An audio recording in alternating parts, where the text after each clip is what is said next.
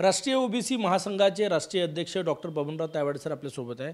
Sir, कालची जी सभा झाली, त्या सभेवर जरांगे पाटील यांनी टीका केली की वेगवेगळे कळप एकत्र आले आमच्या विरोधात, असं म्हटलं.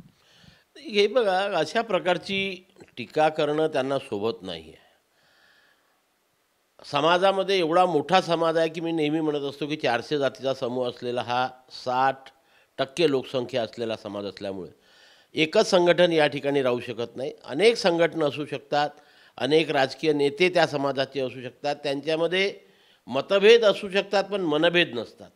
आणि शेवटी काल सर्वांचं मन एक असल्यामुळे आपल्या ओबीसी समाजाच्या संविधानिक रक्षणाकरिता जर ही मंडळी एका विचारपीठावरती आली आणि समाजाला एकसंघ राहण्याचा संदेश दिला तर त्याच्यामध्ये कुठल्याही प्रकारचं वावगं नाही आहे. कारण शेवटी कालच्या विचारपीठावरती सर्व पक्षीय राजकीय नेते होते, सर्व ओबीसी संघटनांचे काम करणारे, विविध विचाराचे पण एकत्रितपणे काम करणारी लोक एकाच ठिकाणी होती. त्यांनी आपल्या समाजाला एकसंघ राहण्याचा संदेश दिलेला आहे. त्याच्यामुळे त्यांच्यावरती अशा प्रकारची टीका त्यांनी करू नये. ते त्यांचं काम करतात, आम्हा सर्व ओबीसी लोकांना आमचं काम करू द्यावं. याच्या पुढं आता जनरली ओबीसी समाज एकत्र होत नाही, एका मंचावर येत नाही अशी भावना होती. काल तो एकत्र आला.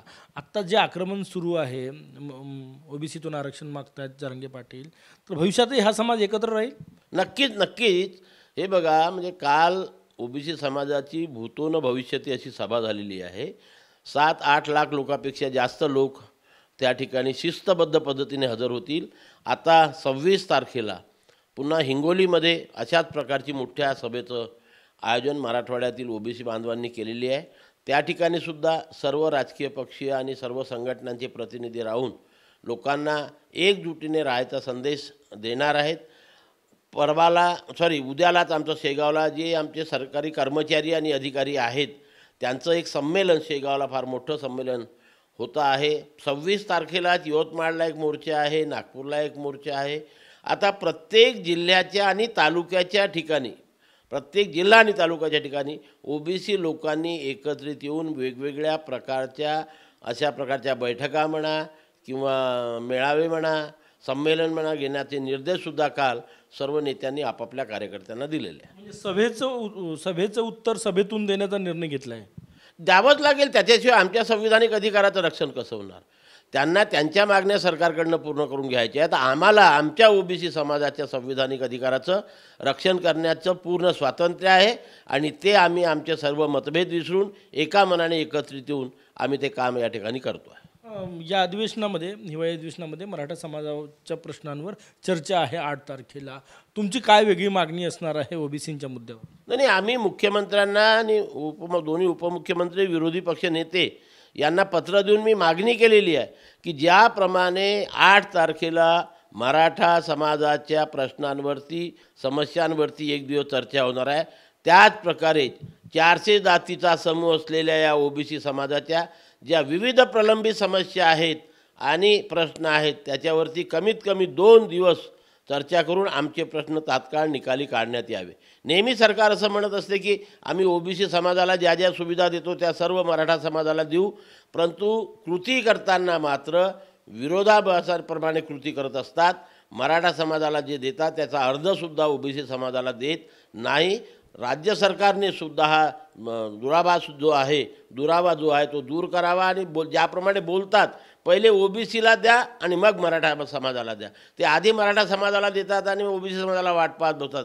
हे योग्य नाही. बोलणं एक आणि करणं एक, याच्यामध्ये फरक नसावा. म्हणून ओबीसी समाजाच्या ज्या ज्या प्रलंबित मागण्या त्या या अधिवेशनामध्ये राज्य सरकारने पूर्ण कराव्या. अन्यथा आता जसा ओबीसी एकवटलेला आहे मग आपल्या एकरूपतेचं रूप हा ओबीसी समाज आता याच्यापुढे दाखवायला सुरुवात करेल.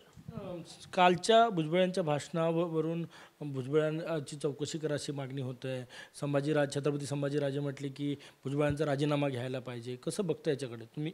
नाही, हे बघा, मी मगाच जसं बोललो की अशा प्रकारचं कोणी वक्तव्य करणं फार चुकीचं आहे.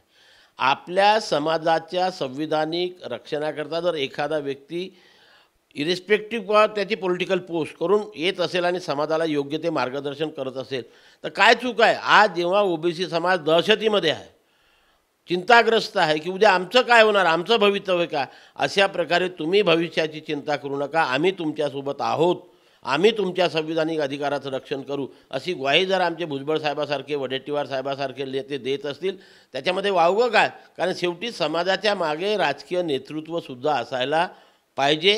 हे राजकीय नेतृत्व सन्माननीय भुजबळ साहेबाच्या रूपाने आणि वडेट्टीवार साहेबाच्या रूपाने तयार झालेला आहे. हा ओबीसी समाजाकरता अभिमान आहे. तुम्ही राष्ट्रीय ओबीसी महासंघ सोबत आहे या नेत्यांच्या, भुजबळांच्या, वडेट्टीवारांच्या? नक्कीच. मी काल सांगितलं ना की सर्व विविध सामाजिक संघटनासुद्धा मतभेद असू शकतात, पण आता ओबीसीच्या कुठल्याही सामाजिक संघटनेमध्ये मनभेद नाही आणि मतभेदसुद्धा विसरलेलो आहे आम्ही.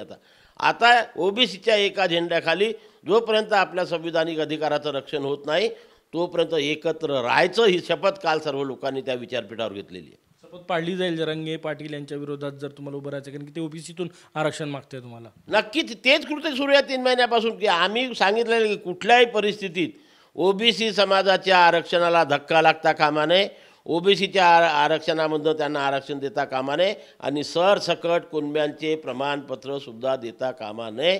ह्या 2 प्रमुख मागण्या कालच्या याच्यामध्ये होत्या. आणि काल तिसरी प्रमुख मागणी जी आमची नेहमीची आहे की कुठल्याही परिस्थितीत सरकारने लवकरात लवकर सर्व समाजाची जातनीय जनगणना करून आकडेवारी प्रसिद्ध करण्यात यावी आणि हा जो संघर्ष आहे तो दूर करावा, अशा प्रकारची सुद्धा मागणी झाली. आणि ओबीसींचे 72 हॉस्टेल आणि स्वाधार योजना याचा लवकर निकाल काढावा, अशा या सर्व समस्यांवरती आणि प्रश्नांवरती काल प्रदीर्घ चर्चा झालेली आहे. पंकजा मुंडे कालच्या मोर्चावर बोलले की आमच्या पक्षातर्फे 3 जणांना या बैठकीत या कालच्या मेळाव्यात जायला सांगितलं होतं. मग चर्चा अशी होती की हा सर्वपक्षीय नेत्यांचा मेळावा होता की सर्वपक्षीय सगळ्या पक्षांचा होता, कसं बघतं हे सगळ्याच्याकडे?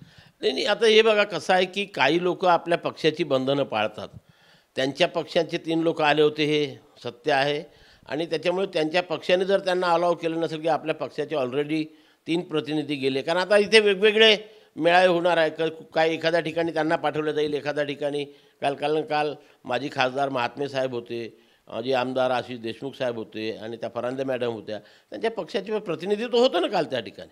पुढच्या मेळाव्याला तुम्ही पंकजाताईला बोलवणार? हिंगोलीला मेळावा आहे, यवतमाळला आहे, बोलवणार? नाही, नक्कीच. त्या जिल्ह्याचे आणि स्थानिक जे आयोजक असतात, आम्हीसुद्धा आमंत्रित निमंत्रित असतो, त्या स्थानिक आयोजकच त्यांच्याकडे जातात, त्यांना निमंत्रण देतात आणि त्यांची आपसामध्ये चर्चा होते, सर्व मिळून ते येतात.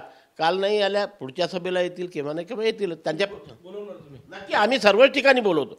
जेवढे ओबीसीवरती बोलणारे, ओबीसी समाजाच्या पाठीमागे खंबीरपणे उभे राहणारे नेते आहेत, त्या सर्वांनाच याच्यापुढे जे जे कार्यक्रम होईल त्या कार्यक्रमाला आमंत्रित निमंत्रित केल्या जाईल. कॅमेरामॅन सचिन सायमचं, गजानन माटे, TV9 मराठी, नागपूर.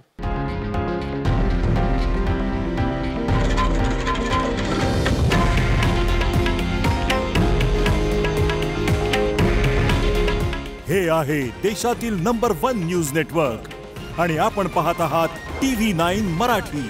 काळजी तुमची, हित महाराष्ट्राचं.